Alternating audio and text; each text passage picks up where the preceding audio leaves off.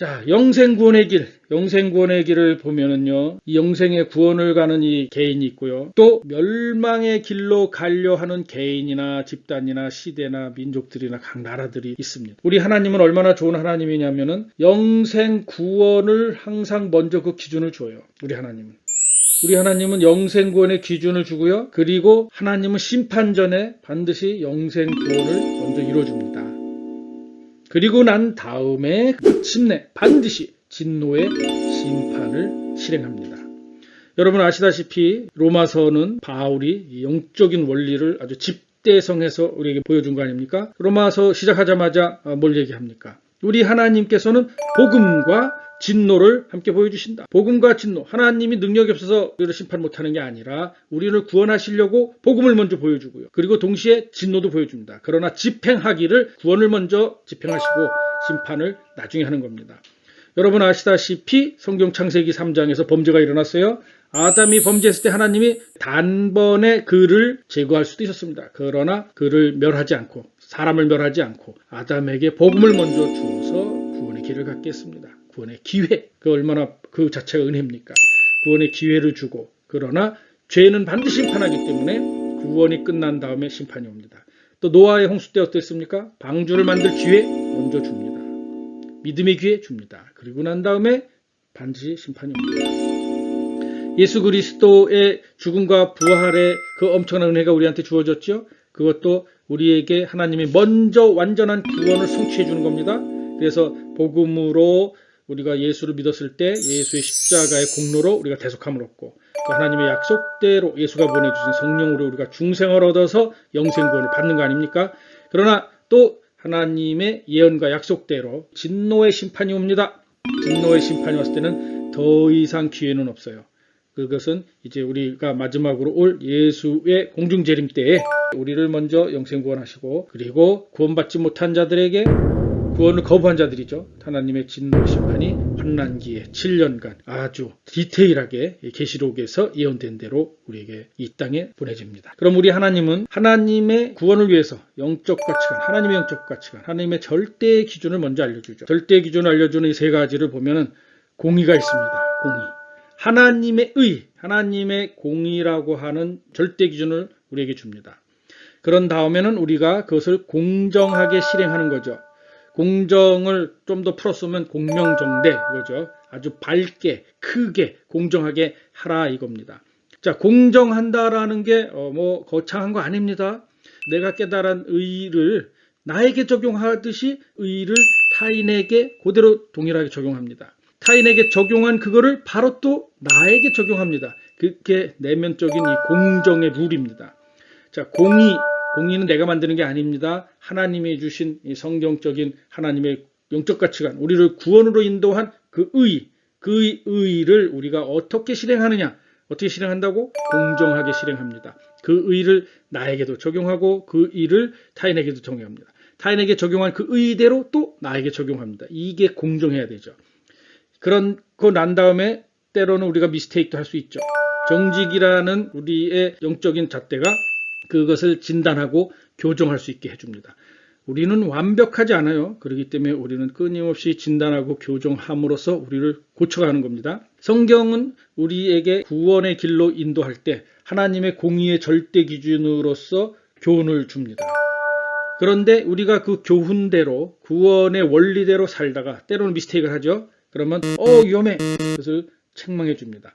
책망은 마치 우리에게 길을 우리가 잃었을 때 또 길을 탈선했을 때 이거 길을 벗어났어 위험해 라고 알려주는 굉장히 고마운 알람 시스템입니다. 여러 가지 독가스가 뿜어져 나올 때 아주 좋은 센서가 있으면 아주 초기 단계에서 독가스가 나온다라는 알람을 우리한테 줄 거 아닙니까? 만약에 그런 센서가 있다면 이번에 코로나 같은 게 있다 할지라도 아주 얼리 스테이지에서 우리한테 알려줬을 거 아닙니까? 그러면 우리가 그것을 보고서 바르게 하는 거죠. 코렉팅, 바르게 하는 겁니다. 그래서 바르게 하는데 만약에 바르게 하면서도 자주 이 왔다 갔다 책망할 거랑 왔다 갔다 하면 그렇잖아요. 그렇기 때문에 하나님은 그렇게 하지 않도록 우리를 의로 훈련한다. Training in righteousness. 하나님의 그 righteousness, 하나님의 그 의, 공의, 하나님의 그 공의 상태에 우리가 계속 거하고 안전하게 영생을 누릴 수 있도록 의로 훈련하는 거죠. 이렇게 이제 훈련하는 컨셉을 이제 제자 훈련이라고 하는 건데, 하나님은 우리를 이렇게 절대 기준인 구원을 위한 공의를 주고 그것을 공정하게 실행하게 하고요. 그 다음에 그것을 다시 진단할 수 있는 진단 교정 시스템을 줬어요.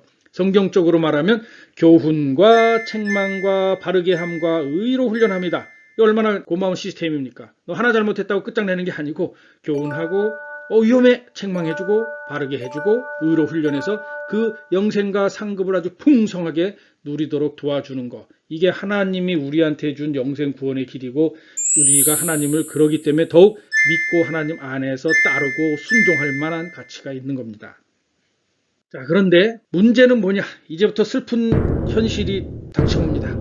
하나님의 주신 이 생명의 영적 가치관이 붕괴되는 거예요. 이 붕괴라고 하는 거 얼마나 큰 겁니까? 먼저는 공의가 불의로 바뀌어요. 하나님의 기준을 붕괴시키는 겁니다. 그리고 공정이라고 하는 거가 부정부패로 바뀌어요. 실행이 붕괴됩니다.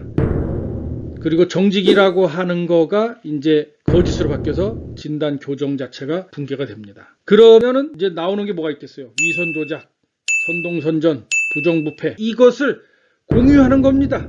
만드는 자나 그것을 갖는 자가 함께 공유를 합니다. 혼자 불의합니까? 혼자 부정부패합니까? 혼자 거짓입니까? 위선조작하는 자와 선동선전하는 자와 부정부패하는 자들이 함께 작은 권력과 작은 돈과 작은 쾌락을 노려가면서 그거를 공유하는 겁니다.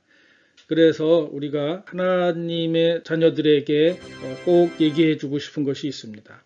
로마서에서 우리에게 하나님이 권면으로 우리를 구원해 주려고 가이드 주는 말이 있습니다. 악을 행하면서 악을 행하는 자들을 옳다 하는 자, 악을 하고 또 악을 행하는 자들을 옳다 하는 자들은 그들이 직접 그 악을 행하지 않았어도 하나님은 그들의 생각과 말과 그 마음만으로도 그들이 악을 한 자들과 동일한 것으로 판단한다는 겁니다.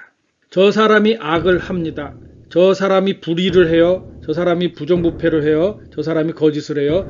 그거를 알면서도 저 사람 내 편이야. 괜찮아. 저 사람 내 편이니까 괜찮아. 이렇게 악에 동의하는 거를 우리 하나님은 너 자신이 그 악 자체를 한 거와 같은 걸로 평가한다라는 것을 알려줬습니다. 그렇기 때문에 우리 하나님의 자녀들에게 경고합니다. 악에 동의하지 마십시오. 당신은 악을 안 하겠지만 마음으로라도 악에 동의해서는 안 됩니다. 당신의 아버지건 당신의 아들이건 당신의 남편이건 아내가 악을 했다면 그거는 악은 악 자체로 하나님 앞에 회개하고 해결받아야 할 문제인 거지. 이건 내 식구니까 우리 먹여 살리려고 우리를 좀 더 잘 보호하고 잘하게 하려고 우리가 불의를 했고 부정부패를 했고 거짓을 했다. 이거에 동의해서는 안 됩니다. 왜냐? 동의하는 순간에 그동안 당신이 쌓아놓은 영적 상급 다 제로가 될 뿐만 아니라 동의한 것에 픽스가 됐을 때에 장차 여러분의 영혼 잃어버리게 됩니다.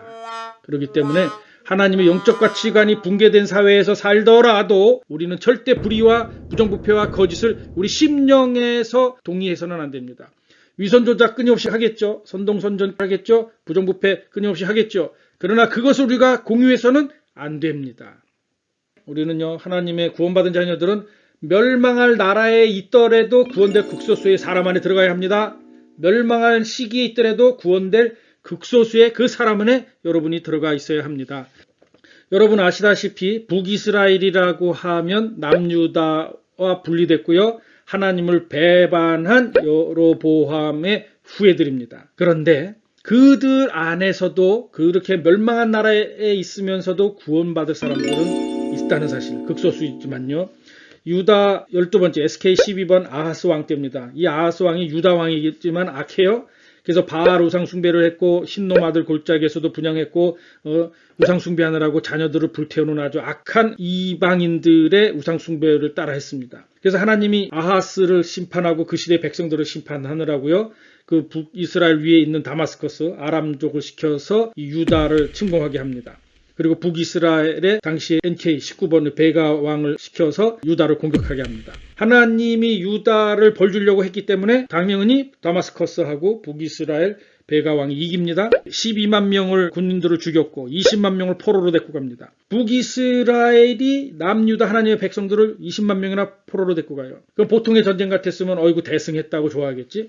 그런데 그 북이스라엘의 선지자 오데시라는 사람이 있었답니다. 하나님의 선지자가 영으로 북이스라엘에 더 큰 죄를 짓지 않도록 얘기합니다.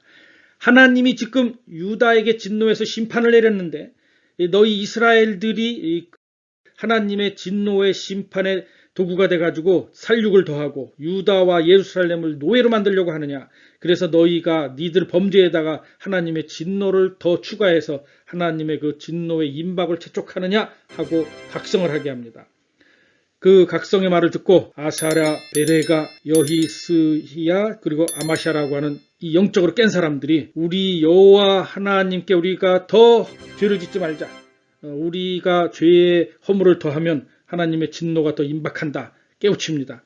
그래서 잡아왔던 20만 명의 포로들에게 그들에게 약탈했던 옷을 도로 입혀주고 신발을 신겨주고 먹일 걸 먹이고 마실 걸 마시게 해주고 상처에다 기름 바르고 또 아픈 사람들은 나귀를 태워서 종려나무가 있는 여리고 성으로 돌려보내줍니다. 여러분 이게 뭘 뜻하는 겁니까? 우리가 알다시피 어느 세대건 하나님이 미워하는 불의와 부정부패와 거짓으로 망하는 시대, 망하는 세대가 됩니다. 그리고 어느 세대든지 잘 먹고 잘 살겠다고 악한 방법으로요. 위선 조작하고 선동선전하고 부정부패해서 그것을 공유하자고 합니다. 그런데요. 그럼에도 불구하고 정신 차려서 영적 구원 받는 사람들이 있습니다. 멸망할 나라, 멸망할 시기에도 구원될 극소수의 사람 안에 들어가시기 바랍니다. 여러분이 받은 구원을 놓치시지 않기 바랍니다. 어렵지 않습니다. 마음으로 악을 동의하지 마시고 마음으로 오직 하나님에게만 동의하면 됩니다. 아담과 하와가 처음 범죄했을 때 사단에게 악한 생각에 동의했어요. 그걸로 영이 죽고 몸이 죽고 인생 고난이고 나중에 영벌받고 영원한 불못에 가는 그 엄청난 일이 생기지 않습니까? 작은 일에 충성을 하십시오. 작은 일에 하나님에게 동의하십시오. 하나님이 여러분의 영혼 지켜주시고 여러분 상급 지켜주시고 현세 속에서도 하나님이 끝까지 여러분들을 지켜 보호하십니다.